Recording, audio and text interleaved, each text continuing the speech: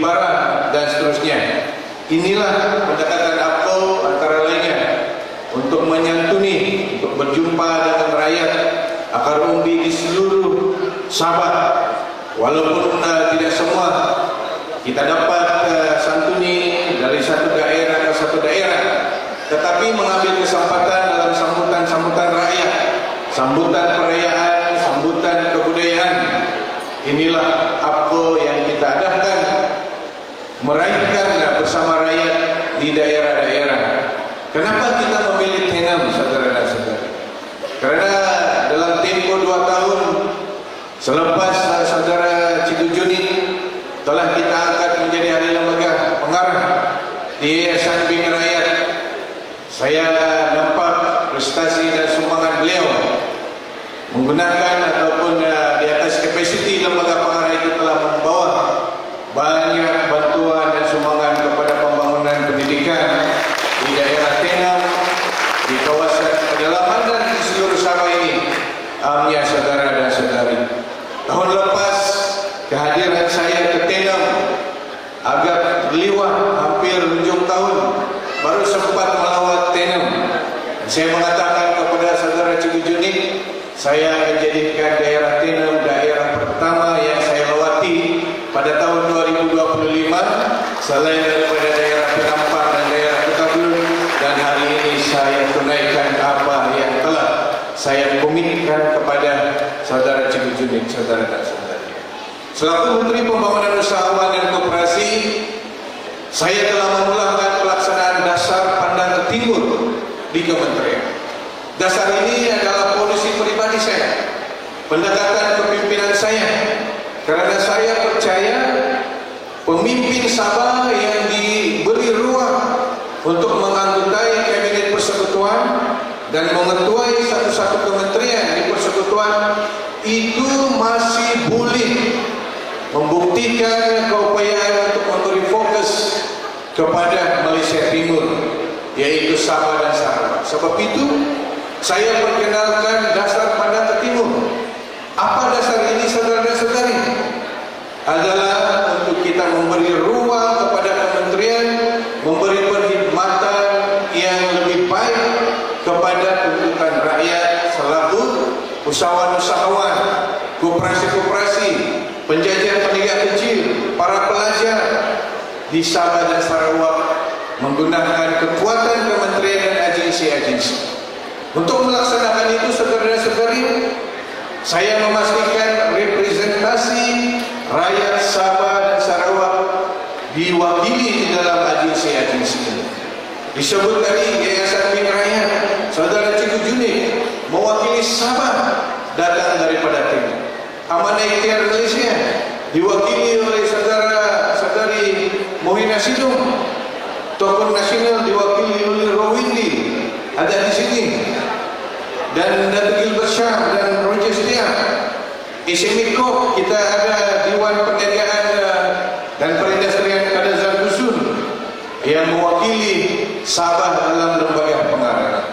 Begitu juga dengan Uda Holdings, kita ada Dr. Peter duduk di dalam lembaga pengarah Uda Holdings, dan juga agensi-agensi lain. Banyak di sini telah diberi ruang oleh pimpinan tertinggi negara untuk duduk di dalam lembaga pengarah. Selain daripada saudara-saudari, kita telah memperkenalkan inisiatif-inisiatif khas untuk Sabah. Antaranya skim geran usahawan khas Bumi Putra Sabah dan Sarawak di bawah program B+. Kita juga memperkenalkan skim pembiayaan usahawan tamu yang tadi B+ itu dilaksanakan oleh SMIKO. Skim pembiayaan usahawan tamu pula dilaksanakan oleh Tokoh Nasional khas untuk mereka yang berniaga di tamu-tamu di Sabah dan Sarawak. Kita juga telah memanjangkan pejabat perkhidmatan InScan di Sabah dan di Sarawak, dan cawangan lain Tokoh Nasional Bina Rakyat yang lebih banyak, termasuklah perkhidmatan Bina Rakyat bergerak sehingga ke Mabung. Antara lain dulu permintaan mantan wakil rakyat saudara Datuk Jamawi yang sentiasa membisikkan saya, permintaan ahli parlimen sekarang saudara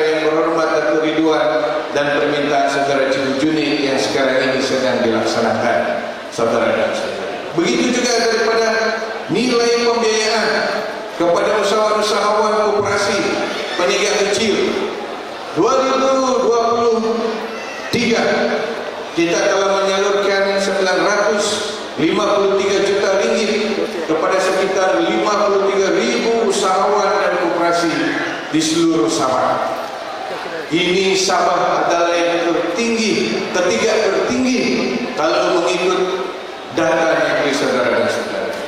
Tahun ini saya akan dapatkan statistiknya, tetapi setakat November 2024 kita telah menyalurkan sekitar 800 juta kepada usahawan-usahawan di Sabah.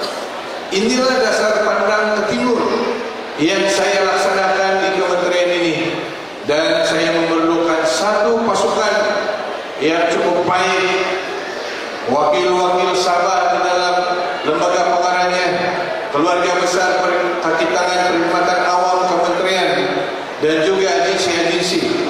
Ini termasuklah yang saya sebutkan selama ini proyek tamu desa, di mana Tenam sendiri juga mendapat manfaatnya, dan kita akan teruskan pelaksanaan program ini pada tahun ini. Tidak pernah dibuat oleh kementerian, walaupun setakat menektarkan kawasan tamu ataupun membina kawasan tamu yang baru, itu kita perkenalkan karena kita menggunakan pandangan-pandangan rakyat yang kita dapati daripada majelis-majelis seperti ini.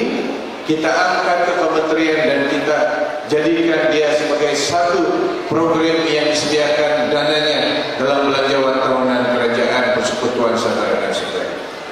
Di bawah dasar ini juga, dasar pandangan timur ini, kita telah memperkasahkan kerjasama dengan kerajaan negeri dengan mewujudkan jawatan kuasa penyelarasan pembangunan keusahawanan Sabah antara anggotanya dalam pegawai-pegawai daerah. Karena kita tidak lagi mahu kementerian di persekutuan ini bergerak bersendirian ataupun agensi-agensi kerajaan negeri bergerak bersendirian, karena saya sentiasa berpendapat penyelarasan yang lebih baik itu yang diperlukan oleh pemegang taruh kita dalam sektor keusahawanan. Begitu juga dengan pelaksanaan proyek-proyek besar di bawah rancangan Malaysia. Kita masih ada sekitar 400 lebih proyek lewat, proyek sakit, proyek baru mula daripada rancangan Malaysia ke-10 sehingga rancangan Malaysia ke-12. Yang amat berhormat Timbalan Perdana Menteri II Datuk Seri Fadilah telah memberi mandat kepada saya dan saudara Datuk Syahilmi untuk mempromosikan satu jawatan kuasa penyelarasan setiap bulan untuk memastikan jabatan-jabatan teknikal di Sabah, termasuk kontraktor yang diberi ruang untuk melaksanakan proyek ini, dapat kita selaraskan dengan lebih baik supaya tidak ada lagi istilah proyek lewat, proyek sakit di Sabah. Saya lalukan kehadiran wakil rakyat Kemabung yang berhormat Datuk Rubin Balan, pemimpin Sabah daripada TNI.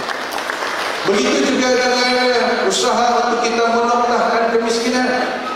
Di bawah dasar pandangan timur ini, selaku rakan di dalam pimpinan negara dan di Sabah, saya agak kecil hati dan sakit hati setiap kali mendengar Sabah ini dilaporkan memiliki daftar kemiskinan negara yang begitu tinggi.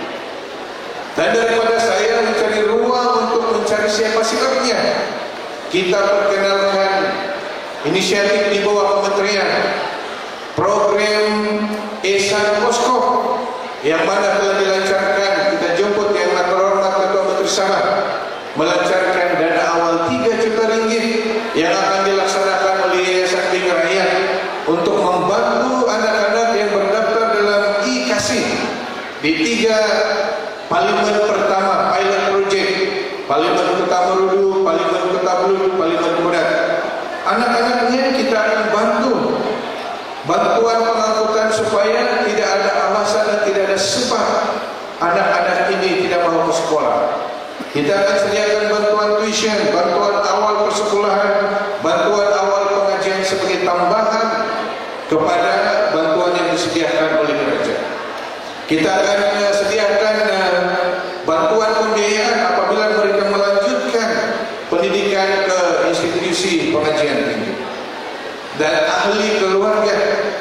IKASI ini yang masih produktif boleh dibangunkan menjadi usahawan, kita akan bangunkan mereka menjadi usahawan kecil menggunakan kekuatan agensi-agensi. Saya, APKO dan kerajaan kita melihat kepada penyelesaian masalah. Sebab itu saya mau mengurangkan perbincangan politik secara terbuka, karena saya mau menjadi sebahagian daripada penyelesaian masalah yang diperlukan oleh rakyat kita di Sabah, diperlukan oleh rakyat kita di Tenor, yang diperlukan oleh rakyat kita di Melalak, saudara dan saudara. Mudah-mudahan tahun ini, tahun 2025 ini tahun yang lebih baik daripada tahun-tahun yang sudah tiba masanya kita semua rakyat Sabah, pimpinan Sabah, tanpa mengirapati, kita kurangkan perbincangan argumen politik, kita perbanyakkan perbincangan yang bersifat penyelesaian kepada keperluan dan masalah rakyat. Saya percaya ini tahun, walaupun tidak ada perkara besar yang berlaku di Sabah tahun ini, masih ada ruang, dan ruang itulah yang sepatutnya kita gunakan untuk memerah kekuatan bersama kita mengangkat rakyat kita. Kita tidak boleh lagi untuk tahun-tahun yang seterusnya Sabah masih dilapor dengan insiden kemiskinan yang tinggi. Tidak lagi boleh dilapor Sabah memiliki proyek sakit, proyek liwat yang begitu tinggi jumlahnya. Tidak boleh lagi usahawan-usahawan koperasi peniaga kecil kita tercicir daripada menerima bantuan sekiranya mereka layak, saudara dan saudara. Sebab itulah saya akan teruskan dasar pandang ke timur dalam kementerian selagi saya diberi ruang untuk mengetuai kementerian ini. Untuk Tenor, untuk Melalak, saudara-saudari, untuk Kamabung, saya doakan yang terbaik. Mudah-mudahan pemimpin di daerah ini dapat terus bersatu, bukan hanya untuk kepentingan dan manfaat daerah ini. Apa yang baik untuk Tenor, apa yang baik untuk Kamabung, dan apa yang baik untuk Melalak, itu adalah baik untuk Sabah. Dan apa yang baik untuk Sabah, itu baik untuk persekutuan Malaysia tentunya. Semuanya bermula daripada kebersamaan kita seperti ini. Pada hari ini kita lupakan saya ini bukan APKO, lupakan Datuk Rubin sebagai JRS, lupakan Dr. Lukas daripada STAN. Kita semua rakyat dan pemimpin Sabah yang mahu masa depan lebih baik untuk rakyat kita. Kita tunjukkan kebersamaan kita seperti ini. Semakin banyak kita dilihat bersama, semakin kuat perpaduan, semakin kuat persahabatan, persaudaraan, perpaduan, dan mudah-mudahan kita mendapat perdamaian yang diidam-idamkan oleh rakyat kita. Bagi pihak APKO, saya Timbalan Presiden, Setiausaha Agung dan pimpinan tertinggi, wanita, pemuda dan generasi muda ingin mengucapkan selamat Hari Krismas, Hari Natal dan Tahun Baru kepada semua yang hadir dan yang mengikuti tentang sambutan kita pada hari ini. Terima kasih. Salam perpaduan.